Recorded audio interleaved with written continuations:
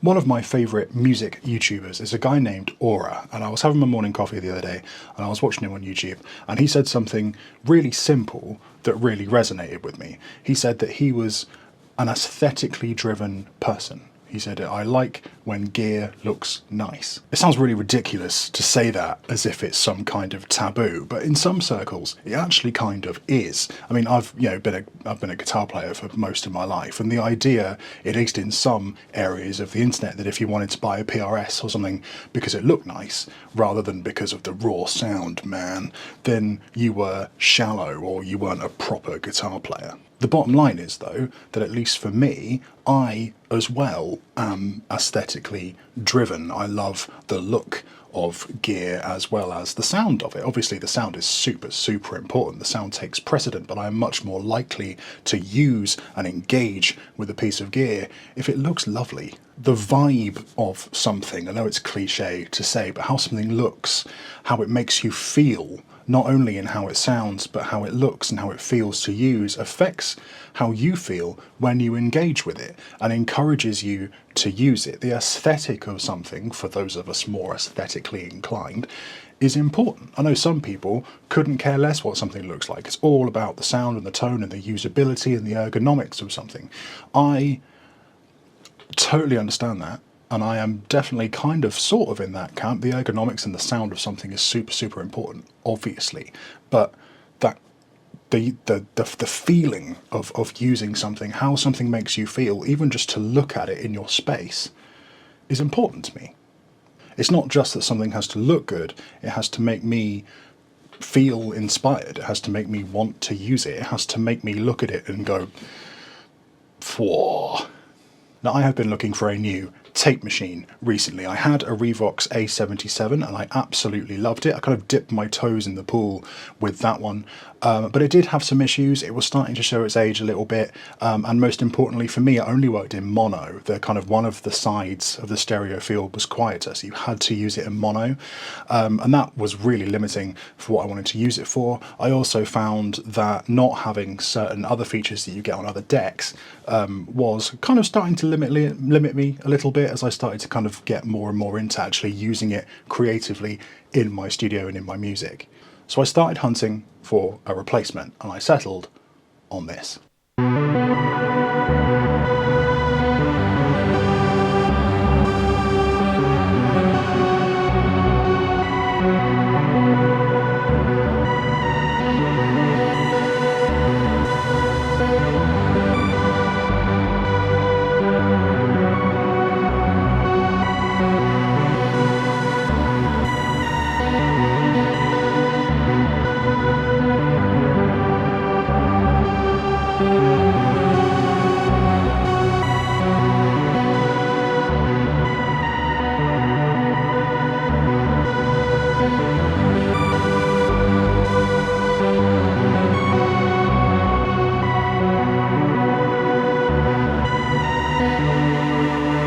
This is the Pioneer RT707 auto-reversing reel-to-reel tape machine. It is a reel-to-reel tape machine built in the late 70s, early 80s.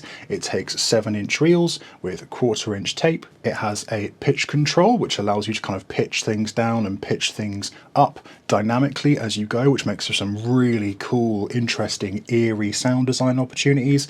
On top of that, speaking of sound design, you can actually play things in reverse, in the opposite direction to which you recorded them, which leads to some really cool, interesting textural stuff that is just fascinating. The preamp sounds fantastic, and most importantly for me, as I mentioned earlier, it actually works. It's Japanese, so of course it works, but it actually works, and it works in stereo, which means I can use it kind of to full effect in my studio and in my music, which is something I'm already really enjoying. Anyway, what is the point in owning a reel-to-reel? Why bother having a reel-to-reel in 2025? I did actually touch on this when I was talking about my Revox A77, but I couldn't really show you all of it because, as I said, you had to use it in mono. So what I've done now is I've finally bought a MIDI to CV converter for my MS-20, so I've got a like that kind of loop that you heard at the beginning, that sequence going at the beginning. And what I'm going to do is I'm going to play it kind of partially on tape and partially not on tape, just entirely in the kind of digital realm,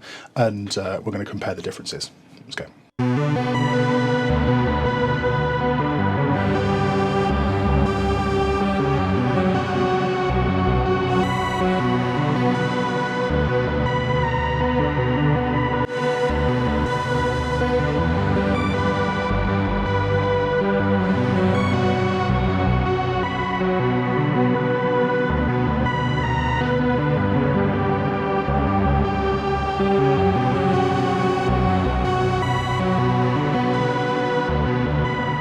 It just adds this gentle warmth, this subtle kind of compression, especially in the low end, and this sort of sprinkling of magic over everything. You can listen to something and go, God, that's a great sound. I'm really happy with that. That sounds really, really good.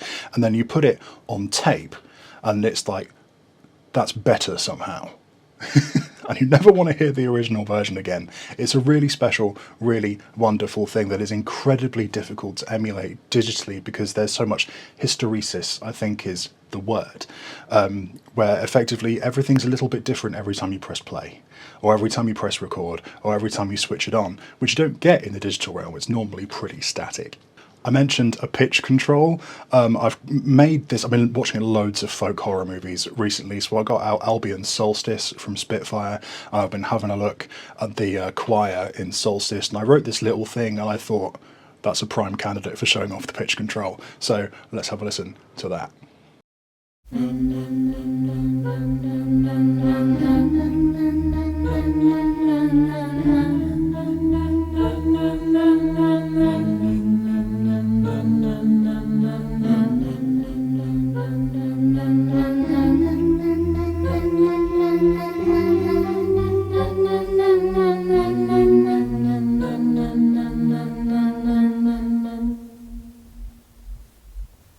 It's such an interesting, organic, pitchy, warbly goodness that you get from kind of manually modulating and manipulating that control, especially because it's actually slowing down and speeding up the tape. The rate that the tape goes over the heads is affecting the pitch. So not only do you kind of lower the pitch of things, but you also slow down that playback speed a little bit, and it gets really interesting and gnarly and textural. It's also super cool on quite like woody sounds, because you start pitching them up or down, it affects the timbre of the sound as well, and you get some really, really interesting stuff going on. It's fascinating and it's wonderful, and again, really hard to do in the digital domain.